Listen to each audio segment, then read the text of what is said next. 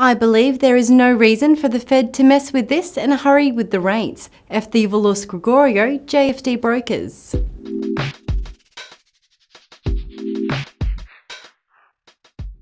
On Wednesday, the Federal Reserve published the minutes of its September meeting, where it left its benchmark interest rate unchanged at 0.25% to 0.5% for the sixth time.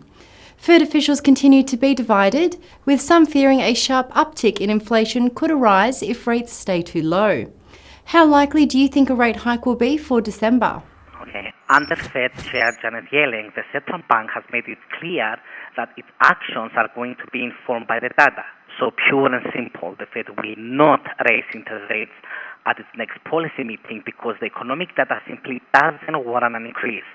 While the payrolls number was unexpectedly weak in September, it was on the downside in August, bringing the monthly average to 178,000 this year, compared with the 229,000 last year. Even though the more recent number is more consistent, with what you will expect in an economy already getting close to full employment, it also confirms that the U.S. economy grows slowly. A few weeks ago, the committee reduced its expectations for economic growth around 1.8% for this year, and again, raising concerns about inflation. Now the Fed is anxious to return rates to their normal 2% level as it wants to get the economy out of a possible liquidity trap. And for this reason, an increase is likely to come at the mid-December meeting, and assuming that economic data will continue to perform as expected. So the bottom line, the Fed raises rates when the job market is strong. The last two job reports confirm that U.S. Economy grows slowly, while inflation remains stubbornly below the Fed's 2% target. The U.S. dollar strengthened more than 20% against the euro over the last 3 years, which is bad for exports, while the U.S. indices are trading at record highs, which is good for the economy. And I believe there is no reason for the Fed to mess with this and hurry with the rates. The ZEW Economic Sentiment Index in the euro area increased to 12.3 in October, almost double than anticipated. Despite this, the euro barely strengthened against the majors. Do you think that despite this positive data, traders are still cautious about the euro area and everything may not be as good as it seems? The economic sentiment increased in October, but is still below the long-term average, which is at 24 points.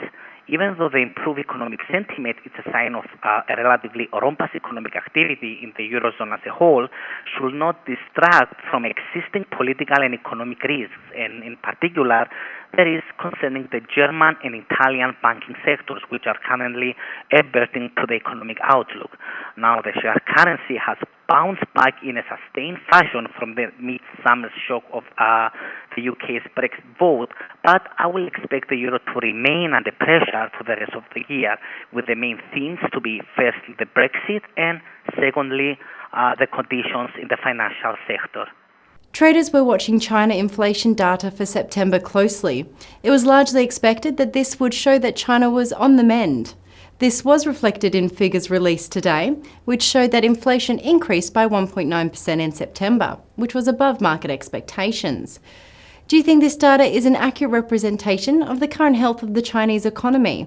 Indeed, the broad inflation trend shown in Friday's data eased some concerns about the health of the world's second biggest economy, which allows authorities to resist any fresh monetary easing at least until the end of the year.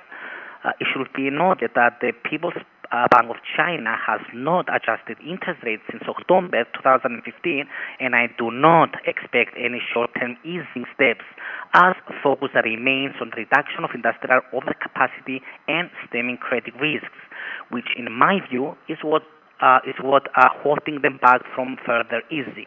Now, there is an uptick in inflation, if sustained, will be good news for China's ability to service its overhang of corporate debt, which will provide China's heavily indebted corporations with more top-line revenue.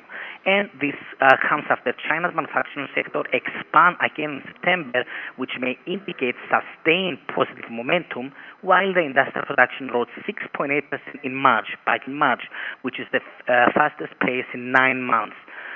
Now the overall economy is growing steady, but other factors such as government spending and overheated property market may pose risks until the end of this year.